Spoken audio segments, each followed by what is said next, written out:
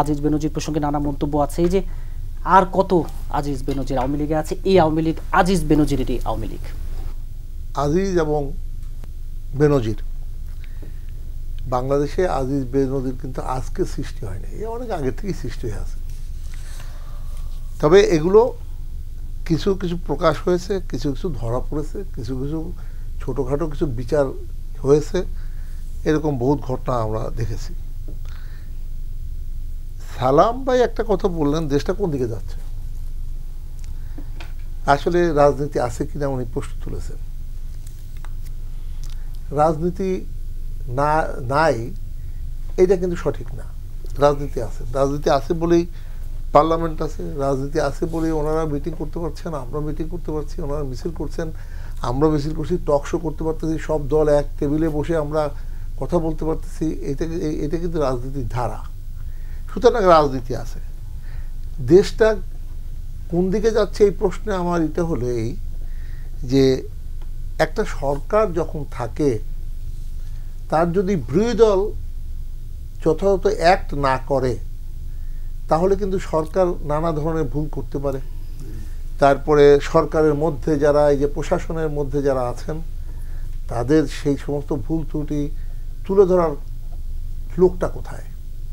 পার্লামেন্টে যদি আজকে এই যে সালাম ভাই কি বলবেন যে আসলে দুনিয়ার কোথাও এই ধরনের কোনো নজির আছে যে একের পর এক পার্লামেন্ট নির্বাচন বয়কট করার? এই বয়কট করার নজির আমার জানা মতে, আমি জানি না, আমি যদি ভুল হয় আমি দুঃখিত, কিন্তু আমার জানা মতে, আমি যতটুকু রাজনীতি একজন কর্মী হিসাবে যেটুকু মনে করি, দুনিয়ার কোনো দেশেই কিন্তু আপনার এই নজির নাই যে একের পর এক সমস্ত নির্বাচন তারা বয়কট করবে। বয়কট করার কারণটা কি? ওনাদেরকে ক্ষমতা আসতে হবে, সেই নিশ্চয়তা দিলে পরে ওনারা নির্বাচনে আসবেন। এই নিশ্চয়তা কে দেবেন? এখন যতই বলেন যে এই আজিজ বেনজির বা সরকারের কিছু লোকজন যারা আপনার সরকারের পক্ষে, অর্থাৎ আওয়ামী লীগ সরকারের পক্ষে ওনাদের ভাষ্য মতে কাজ করতেছেন, এই কথাটা ঠিক যে প্রশাসন কিন্তু কোনো দলের না, প্রশাসন সরকারের, জনগণের। সরকার মানেই জনগণের।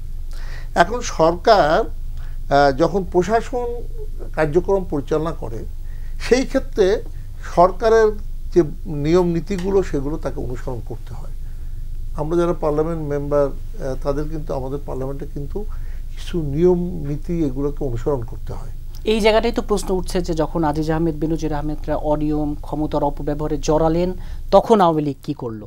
আওয়ামী লীগ এটাকে তো বাধা দিচ্ছে না, যেটা দুর্নীতি দমন কমিশন যে কার্যক্রমটা শুরু করেছে বাধা দিয়েছে বা এই ব্যাপারে কি বলেছে না এদের বিচার হবে না? বিচার তদন্তের পরে অবশ্যই বিচার হবে।